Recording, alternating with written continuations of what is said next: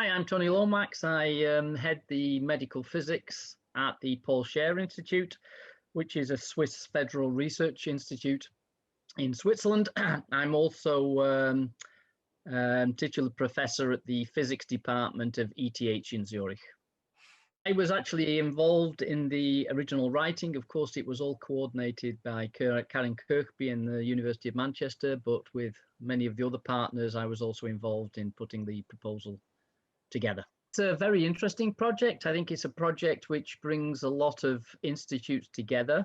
I think really interesting is the transnational access part, which means that let's say smaller institutes can access the bigger facilities. And of course, there was a number of scientific work packages which are also quite interesting, which we wanted to be involved with. I'm in the one on dosimetry and things where we've been doing a lot of simulations for flash treatments. My postdoc that was employed on Inspire Money was developing methods for calculating dose rate distributions as well as dose distributions. On the other work packet where we're looking into automatic treatment planning for patient selections, I think it's work packet 6. We've been looking into what we could do with the rapid plan. We are working together with the University of Groningen and Hans Langendijk, and we will be soon distributing a single case to a lot of Inspire centres, with the idea that they will plan that case under their own clinical protocols. We'll collect it back and then we'll do a comparison of, what's the state of art, a sort of snapshot of what's happening with head and neck treatment planning around Europe. And finally, we have a PhD student who will be working at developing methods for automatic treatment planning. So he will also be contributing to the Inspire project.